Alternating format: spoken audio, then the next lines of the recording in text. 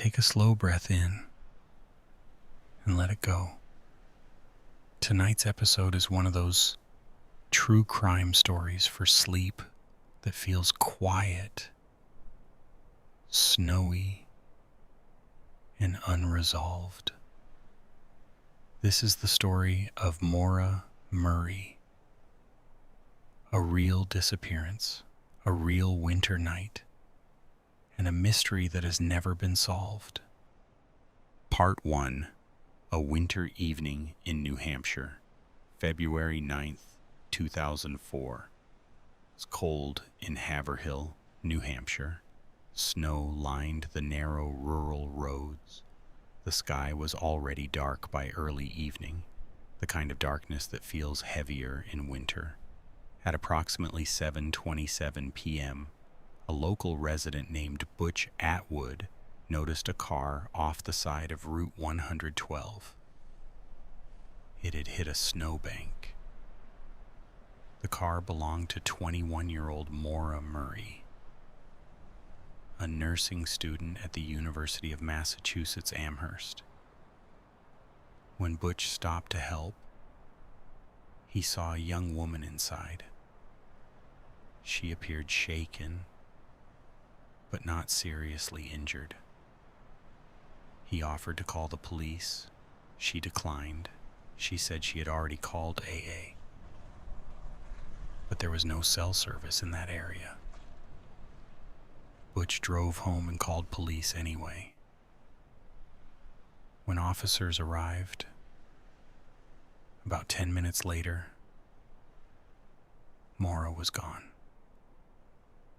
Take another slow breath. Imagine the road.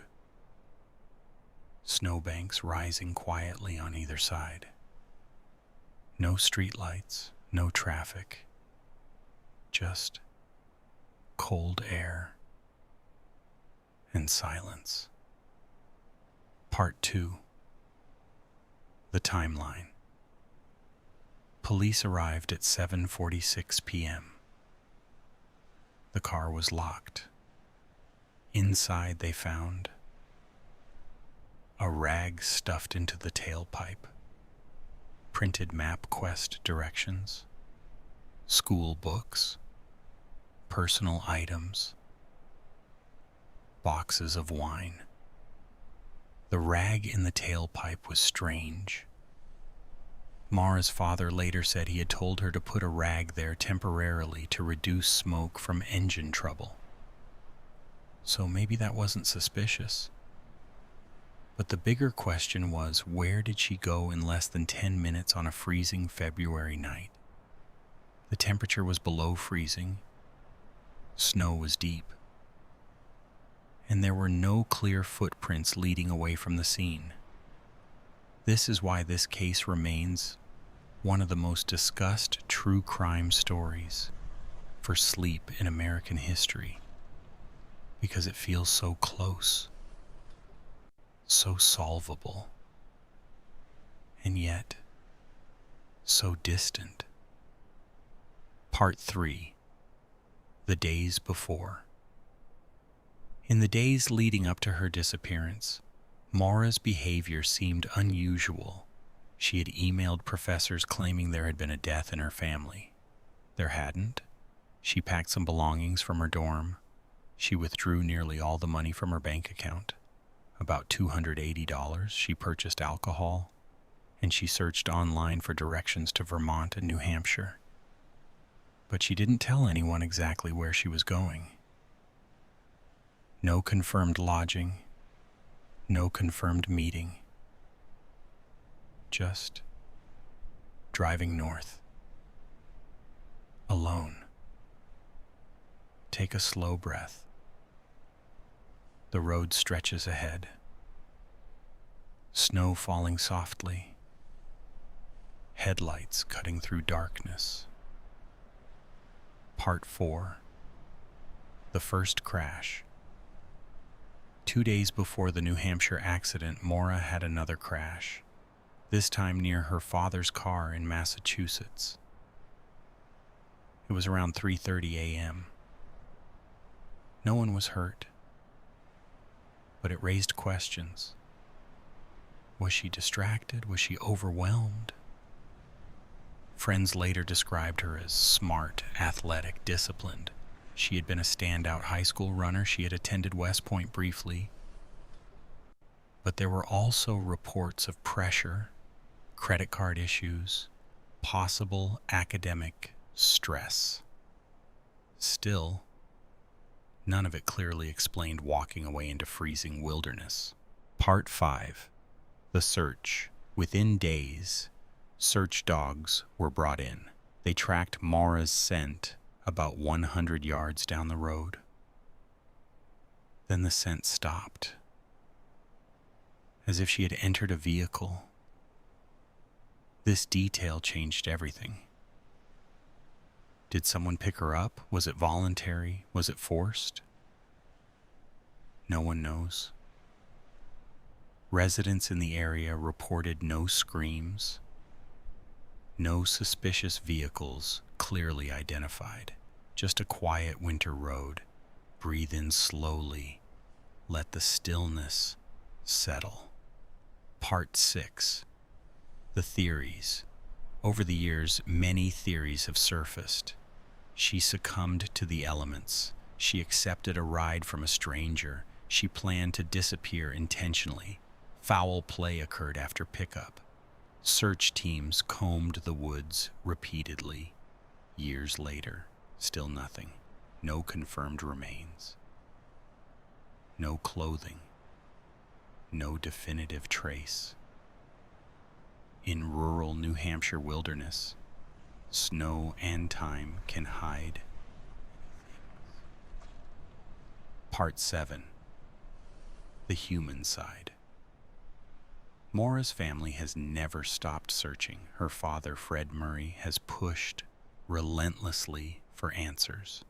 Documentaries have been made, podcasts have analyzed every detail. Online forums continue to debate. And yet, the core mystery remains unchanged. A car in a snowbank, a 10-minute window, a young woman gone. Take another deep breath. This is what makes cases like this endure in true crime stories for sleep. Not shock, not gore, but uncertainty. The unanswered question. The frozen moment in time. Part 8. The psychological space. Imagine being 21. Under pressure. Driving alone at night. Snow falling. Road unfamiliar. You crash. A stranger stops. Police are coming. What would you feel? Panic? Embarrassment? Fear of consequences? Would you walk? Would you hide? Would you accept help from someone else? In those 10 minutes, a lifetime of possibilities unfolded and then disappeared. Part 9. Years later. Nearly 2 decades have passed. Investigations reopened. Tips re-examined. A nearby house once searched. Still, no public resolution. The case remains officially open. And somewhere in New Hampshire, Route 112 still curves quietly through snow-covered trees. Cars still pass. Drivers unaware that they are moving through one of America's most haunting mysteries. Part 10. The road itself. Route 112 is not a highway. It curves, it narrows, it winds through forest and small homes spaced far apart. At night, especially in winter, it feels isolated, The snow absorbs sound. Headlights reflect off white banks, and distances feel longer than they are. Locals later described that stretch of road as deceptively quiet. Not dangerous, just remote. And remoteness changes decisions. When you're alone in a city, you feel observed. When you're alone in the woods, you feel unseen. That psychological shift matters. In many true crime stories for sleep, location becomes a silent character. And here, the road itself feels like one. Part 11. The Bus Driver. Butch Atwood, the school bus driver who stopped to help Maura, remains one of the last confirmed people to see her. He described her as shaken, cold, but coherent. She reportedly told him she had already called roadside assistance, yet there was no cell signal in that area. Why say that? Embarrassment? Avoiding police? Or simply reflex? Butch returned home and called authorities within minutes. When police arrived, Maura was gone. 10 minutes, possibly less. Imagine how quickly 10 minutes passes. Boil water, answer emails, scroll your phone. Now imagine 10 minutes in freezing temperatures on a dark road. Time feels different. Take another slow breath. Let your mind rest in the stillness. Part 12. The Scent Trail. Search dogs arrived quickly. They picked up Maura's scent at the car. The trail went east along the road for roughly 100 yards. Then it stopped. Abruptly. No continuation into the forest. No clear path into deep snow. Handlers concluded the scent likely ended because she entered a vehicle. Not proven, but strongly suggested. That detail shifted the investigation, because if she entered a vehicle, then someone else was there. Part 13. The unknown driver. Who was driving that road between 7:30 and 7:45 p.m. It wasn't heavy traffic. A few local residents, maybe a passing truck. Police interviewed neighbors repeatedly. No confirmed eyewitness saw her leave in another car. But darkness and snow distort memory. Years later, some residents wondered, did we miss something? Did we assume too much? Small towns remember events, but memory softens edges over time. Part 14. Her state of mind. To understand the mystery, many focus on Maura's mental state. She had recently faced credit card misuse issues, academic pressure, a previous car accident. Some described her as overwhelmed. Others said she was strong and resilient. Human beings are rarely one thing. We can be capable and struggling, focused and lost, calm on the surface while uncertain underneath. That complexity makes this one of the most analyzed true crime stories for sleep, because it invites reflection. What does it take to change direction in life? Was this a spontaneous trip? A planned escape? A short retreat? or something interrupted? Take a slow breath in, let it out slowly.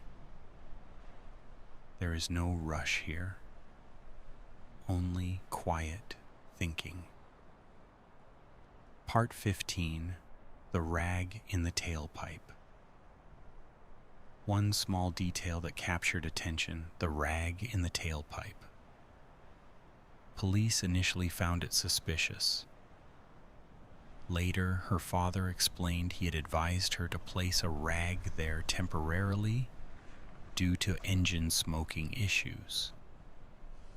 That explanation seems reasonable. Yet, small details like this linger. Because when mysteries remain unsolved, every object becomes symbolic.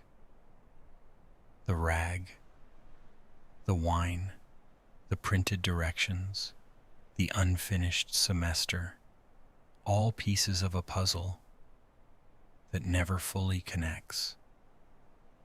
Part 16, The Alcohol.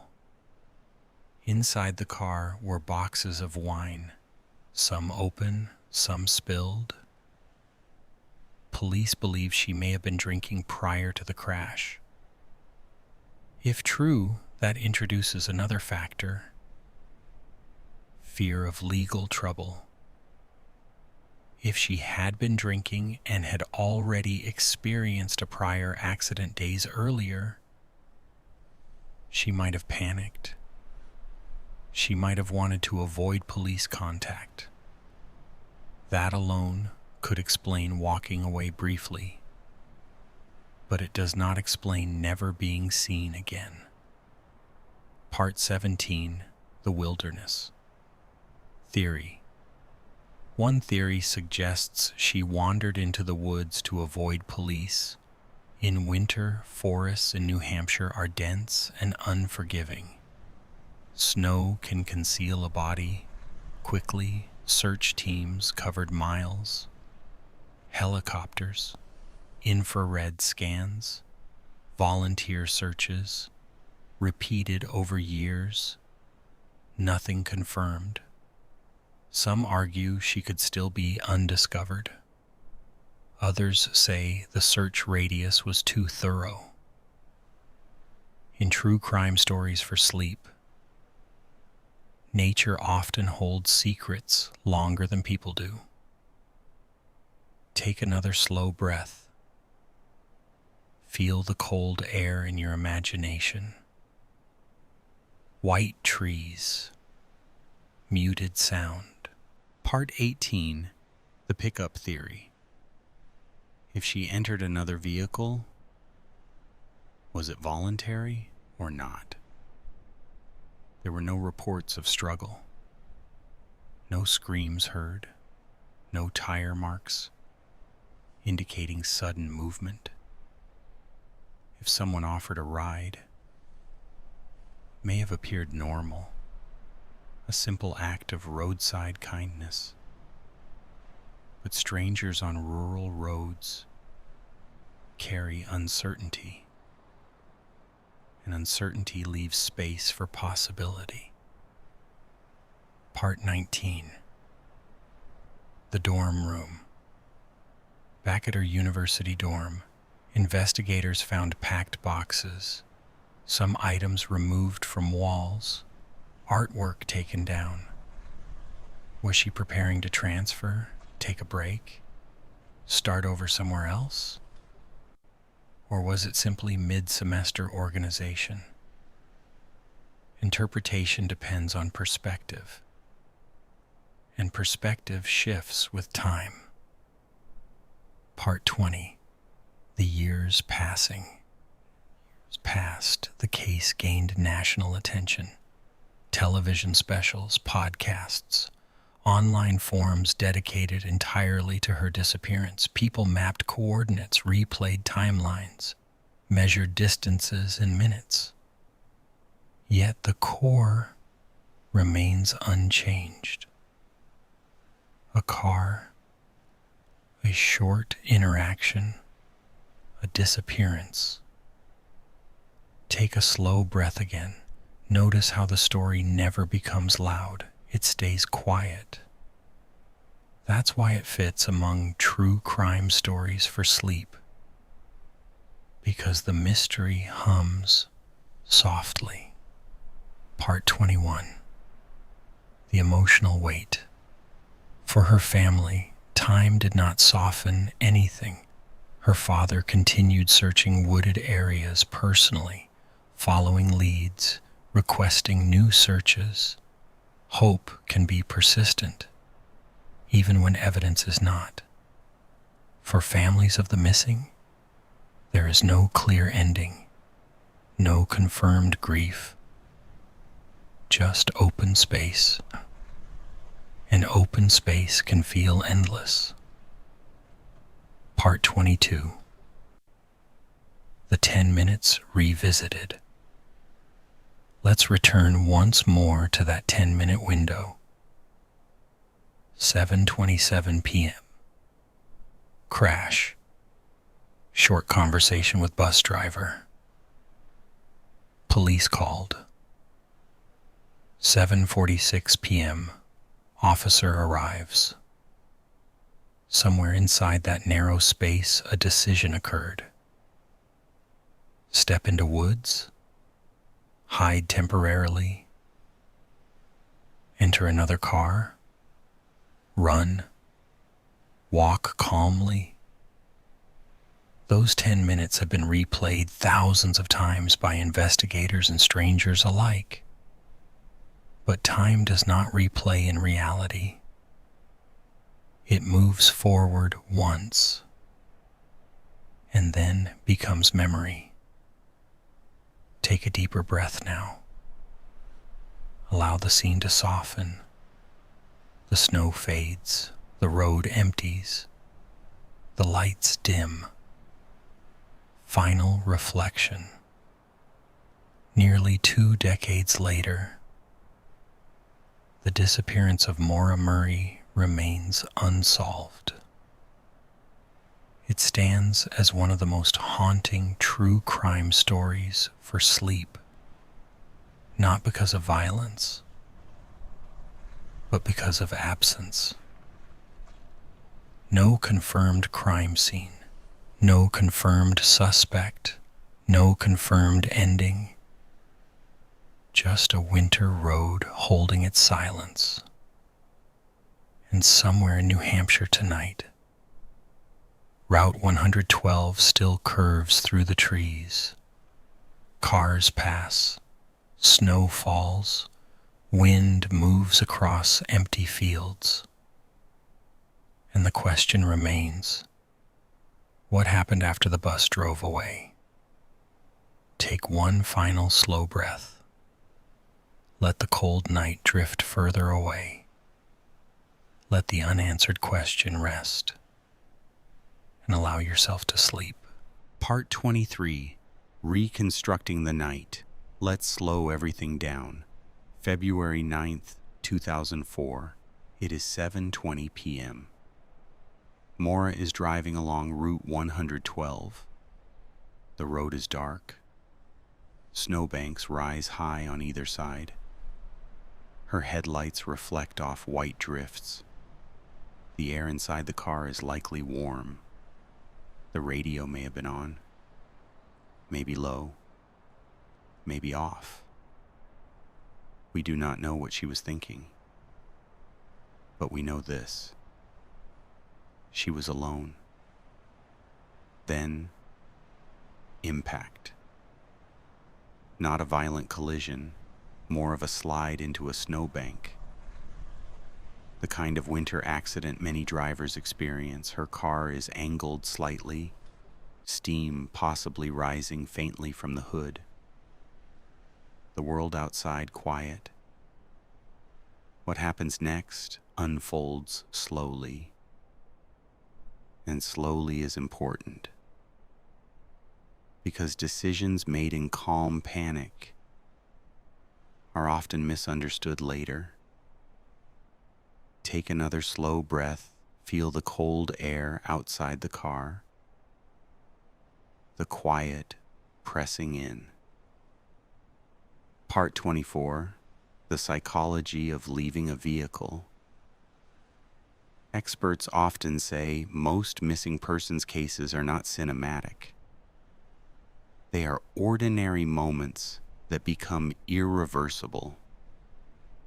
If Maura feared police involvement due to possible alcohol consumption, she may have decided to walk briefly, to clear her head, to avoid interaction. 10 minutes feels manageable. But in winter darkness, distance becomes deceptive. Snow absorbs sound. You cannot hear cars until they are close, and shadows distort depth. If she stepped away from her car even for a moment, her visibility to others would shrink quickly. And then opportunity opens. Not necessarily malicious opportunity, but possibility. Part 25. The stillness of rural night. Urban environments have noise, sirens, footsteps, traffic. Rural winter nights have something else. Compression. Sound travels differently. Wind through trees can mask subtle movement. Footsteps in snow are muffled. Breath fogs the air in slow rhythm. If someone else was driving that road, they may have seen her silhouette. Or not. They may have slowed. Or not. The absence of witnesses does not mean absence of presence. It simply means the night kept its secrets. Take a slow breath. Let the forest grow still. Part 26. The question of intent. One of the most debated elements in this case. Did Maura intend to disappear? Some argue she was planning to step away from her life temporarily. She packed some belongings, withdrew money, looked up directions, but she did not empty her bank account entirely.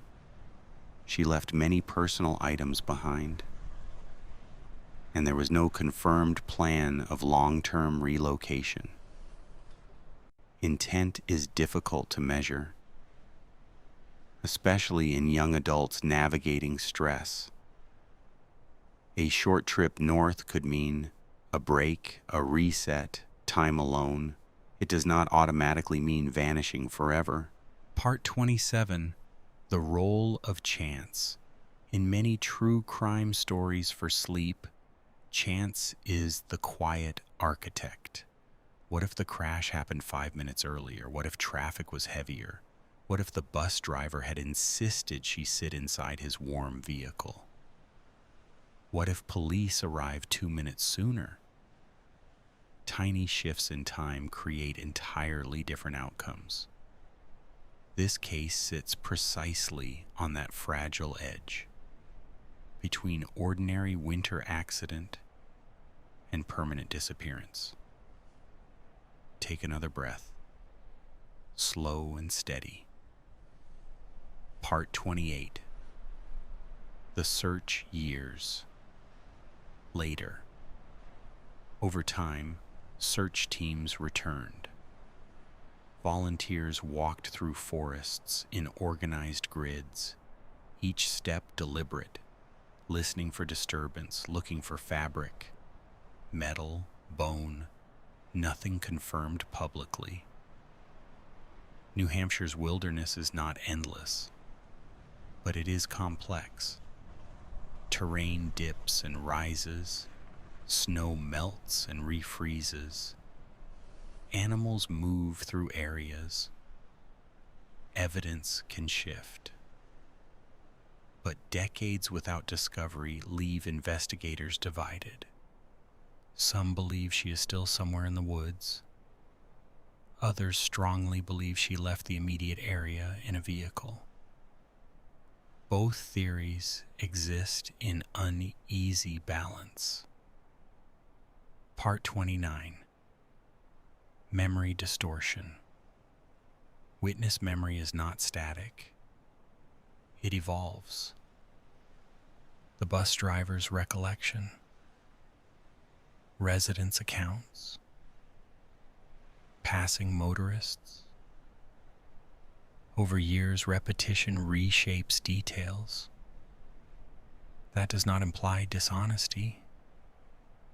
It implies humanity. The brain fills gaps, softens edges, reconstructs sequences.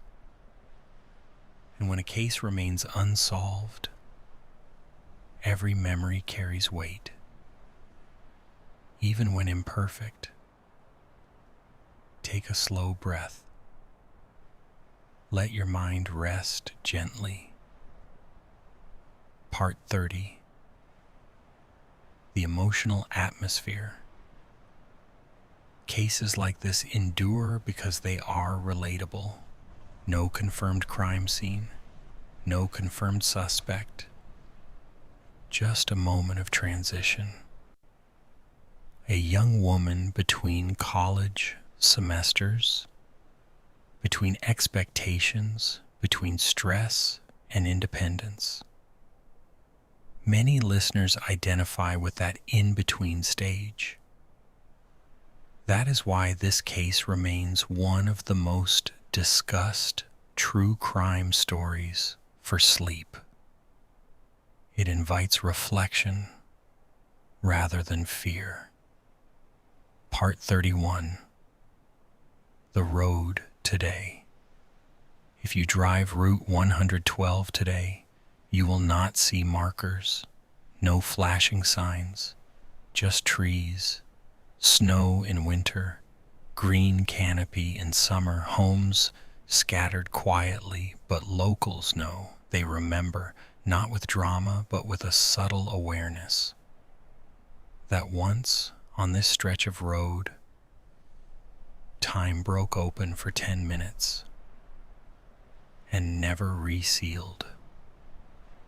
Take another slow breath, feel the quiet deepen. Part 32.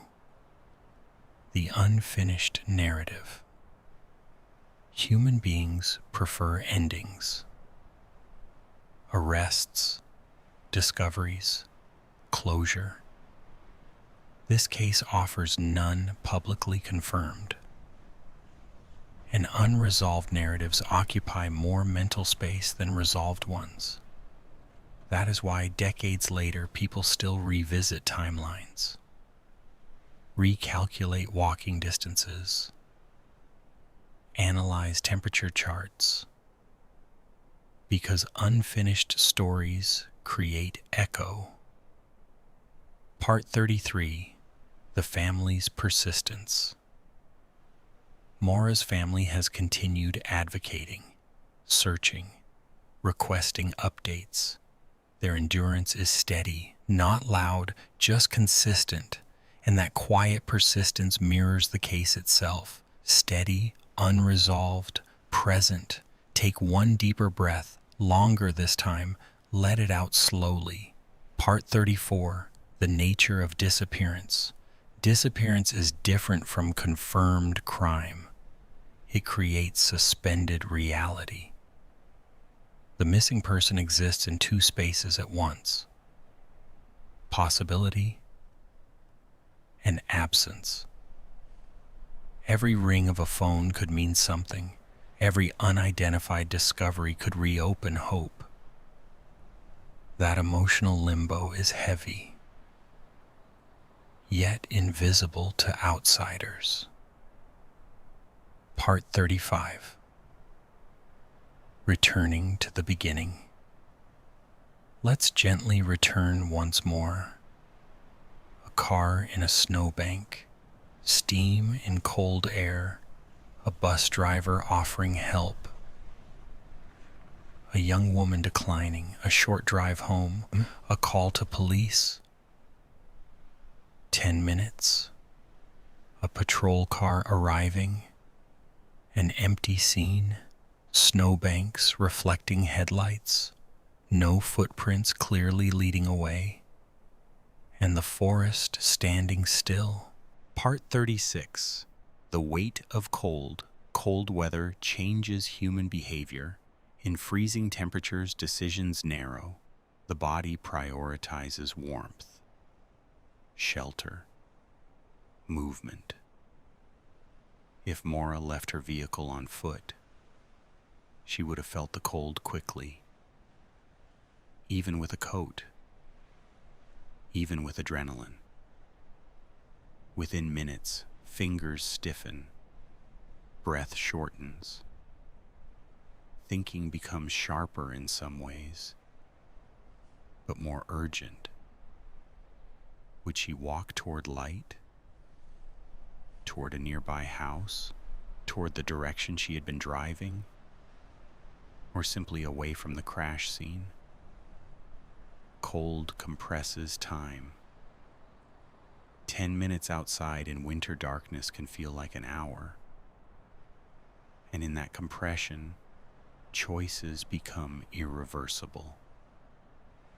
Take another slow breath. Imagine the sound of wind moving through pine trees. Soft, constant, unconcerned. Part 37. The houses along the road. There were homes along Route 112. Not many, but some. Porch lights glowing faintly, curtains drawn, televisions flickering inside. If she knocked on a door, would someone remember? Would someone hesitate before opening? In rural communities, trust exists, but so does caution. No confirmed resident reported a late knock that night.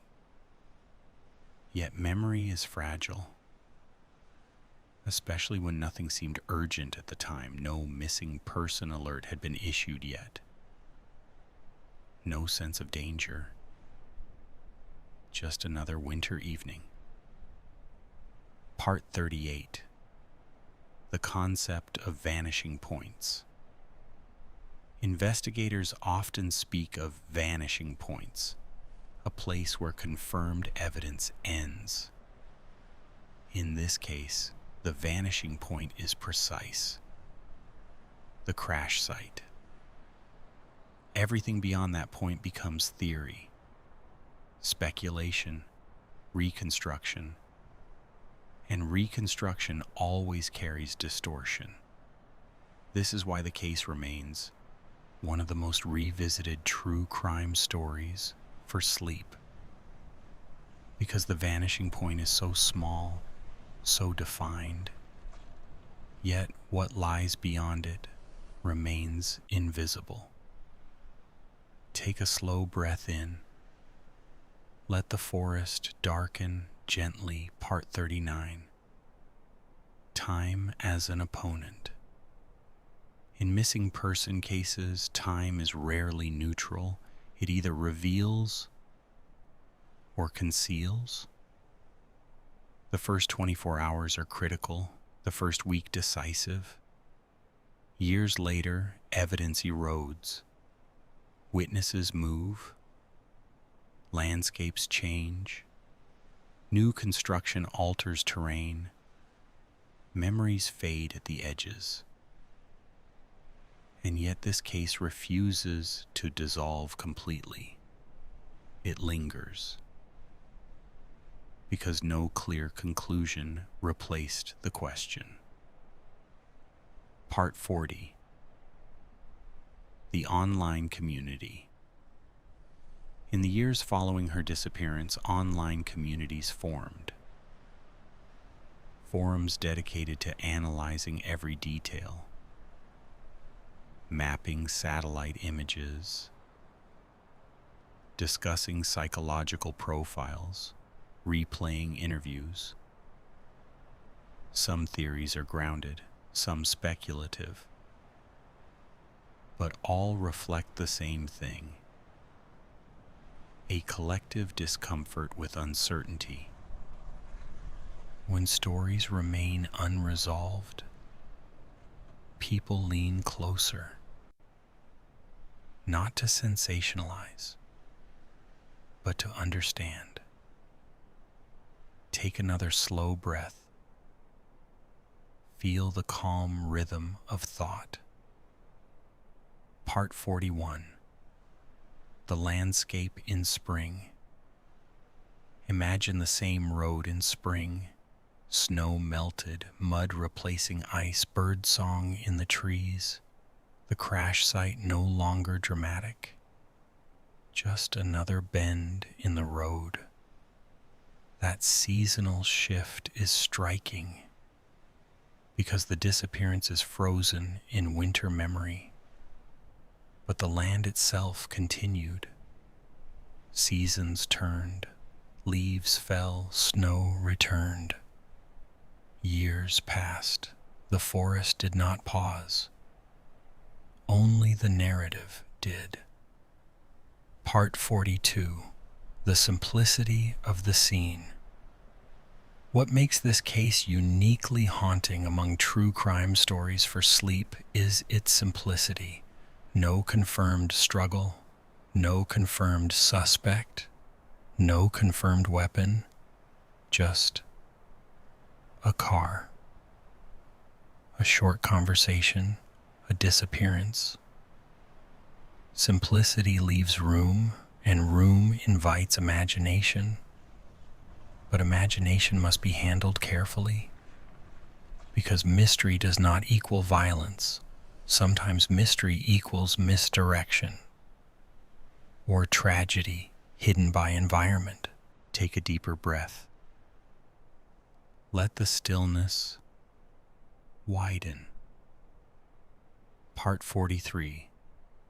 If she entered another vehicle. Let's gently explore that possibility again.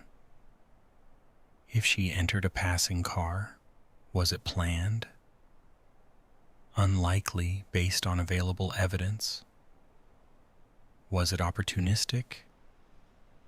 Possible. Rural roads create rare intersections between strangers.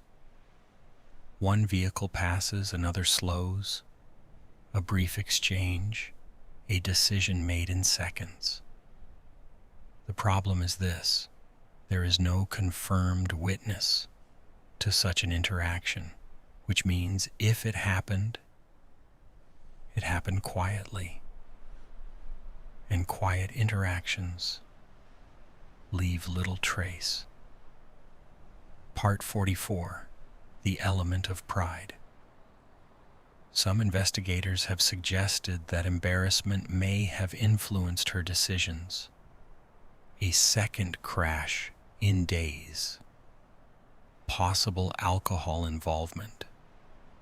Calling family again. Facing consequences. Young adulthood carries pride. And pride can alter immediate choices. Walking away briefly might have felt like regaining control, but temporary control can lead to permanent outcomes. Take another slow breath. Let the air feel lighter. Part 45. The silence that followed. In the hours after she was reported missing, searchlights scanned trees. Officers walked roadside edges. Radio transmissions echoed through night air. But no one reported hearing screams. No struggle. No visible disturbance. The silence was consistent. And that consistency remains unsettling. Because silence can mean safety or finality. Part 46. The persistence of questions. Why that direction? Why that road? Why withdraw money? Why pack some belongings? Why decline help? Why vanish within minutes? Each why opens another layer. But layers without foundation collapse into speculation. And responsible reflection requires restraint, which is why we return to what is known. Car in snowbank. Conversation. Police arrival. Absence. Take one longer breath, hold it briefly. Release slowly. Part 47. The emotional echo. For many listeners, this story lingers not because of fear, but because of empathy. A young woman navigating life, a family seeking closure, a road that still exists.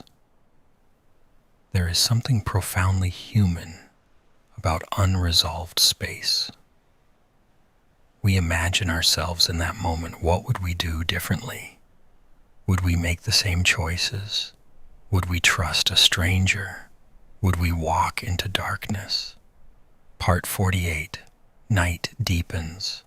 Imagine now it is very late, past midnight. The search has paused. Officers return to vehicles. Engines idle softly. Frost forming on windshields. The road empty once more. The forest reclaiming stillness. And somewhere beyond headlights, only trees, standing, silent, unmoved. Take another slow breath. Let your body relax. Part 49. The nature of unresolved cases. Not all mysteries are meant to frighten. Some are meant to remind us of fragility. How quickly an ordinary moment can fracture. How thin the line is between routine and disappearance. This is why the disappearance of Maura Murray remains one of the most discussed true crime stories for sleep. It allows space for thought, for reflection, for stillness, without spectacle. Part 50. Returning one last time. Let's gently revisit the opening image. Snow, dark road, a small crash, a brief conversation, headlights disappearing as a bus drives away, a patrol car arriving moments later, an empty scene, cold air, still trees, and a question suspended in winter. Part 51. The space between moments.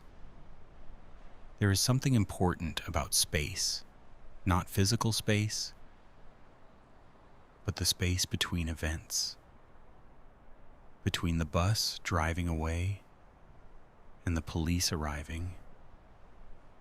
There exists a pocket of time, small, fragile, unobserved. In many true crime stories for sleep, it is not the dramatic event that matters most. It is the gap. Because in gaps, anything can happen, or nothing at all. And we are left trying to decide which is more unsettling. Part 52. If she waited. Imagine for a moment that Maura did not immediately walk away. Imagine she stood beside her car, arms wrapped around herself, breath visible in cold air, listening, watching the darkness, waiting for headlights. If another vehicle approached slowly, its beams would appear first as faint curves of light reflecting off snowbanks. Would she step toward it? Would she hesitate? In rural areas, roadside trust is common, but trust can be misplaced, and hesitation can be brief. Take another slow breath. Let the headlights fade again. Part 53. The human instinct to move. When faced with uncertainty, many people move. They do not stay still. Movement creates a feeling of control, even if direction is unclear.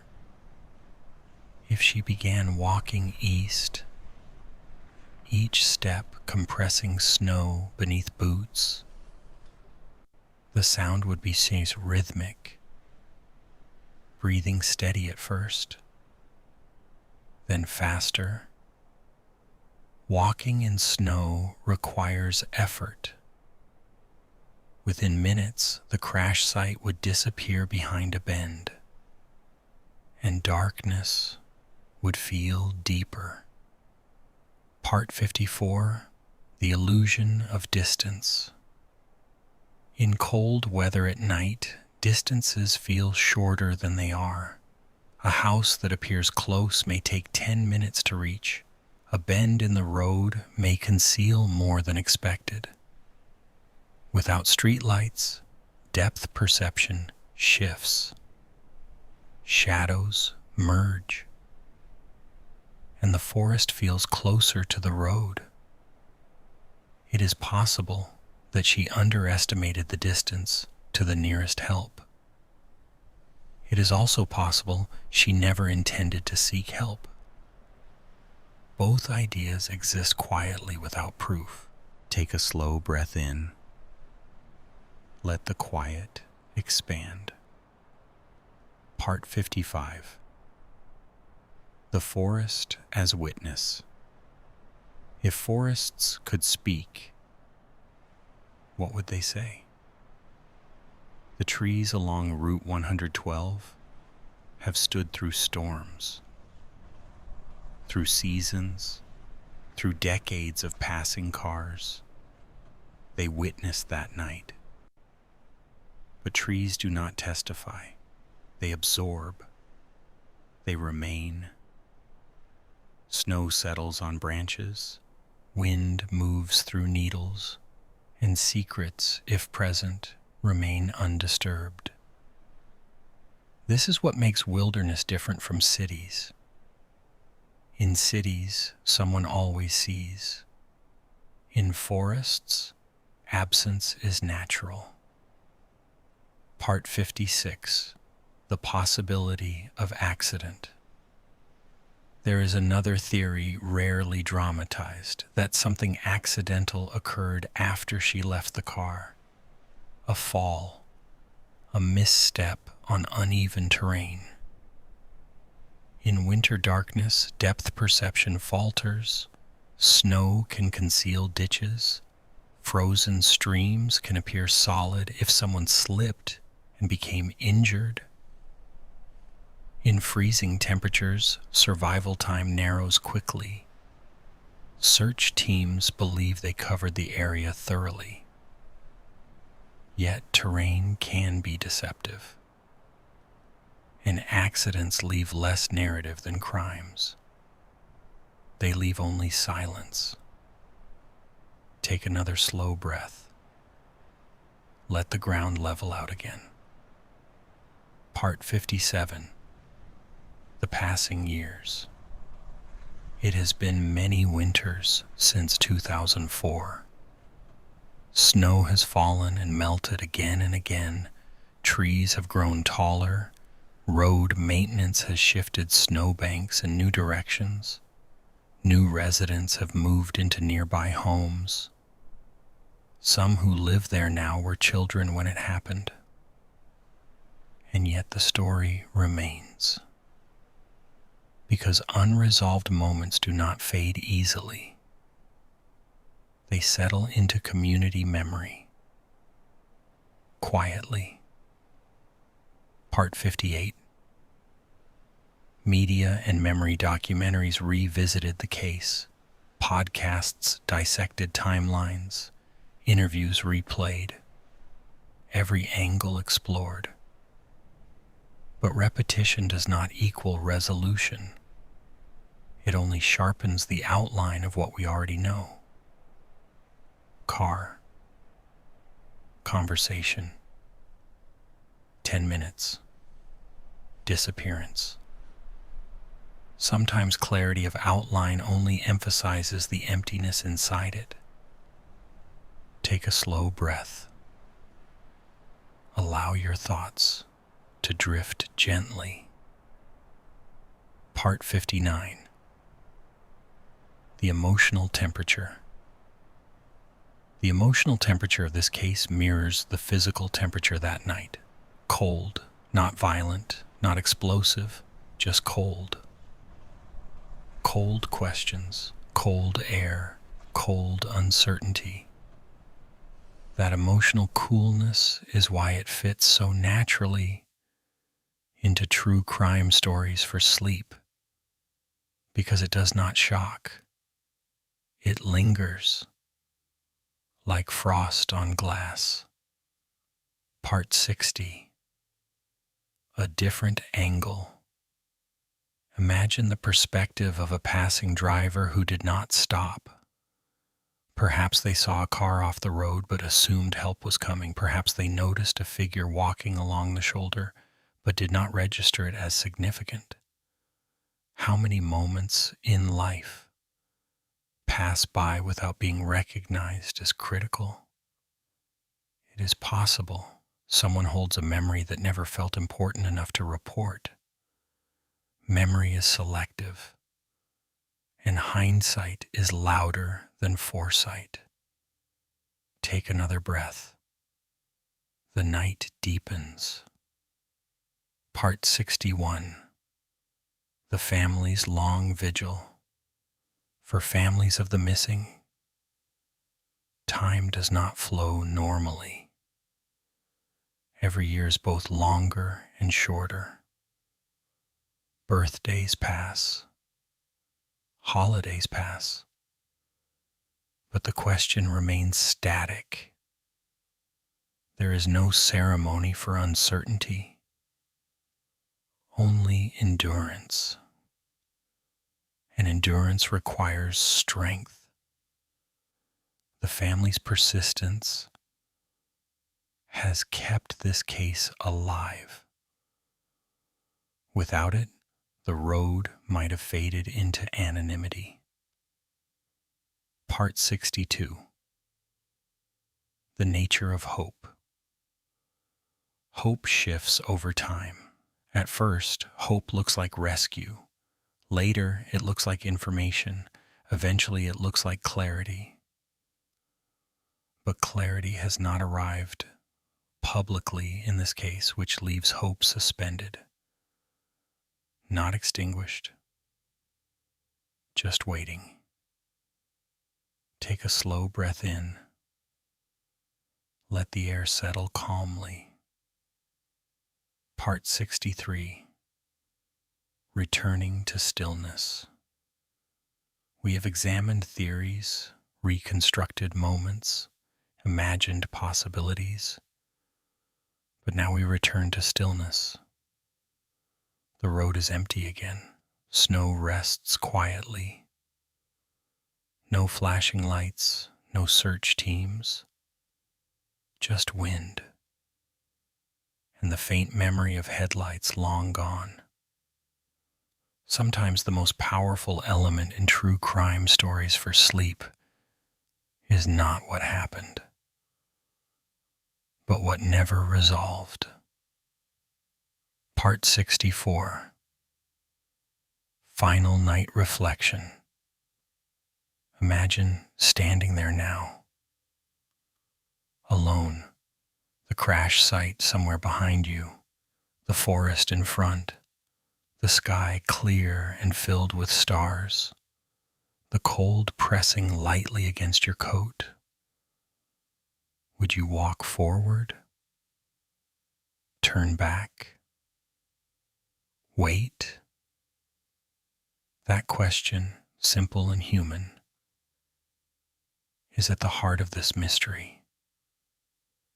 And perhaps that is why it endures. Maura Murray remains one of the most Maura Murray remains one of the most haunting true crime stories for sleep. Not because it shouts, but because it whispers. Rest now. The night is quiet, and sleep is closer than the road ever was.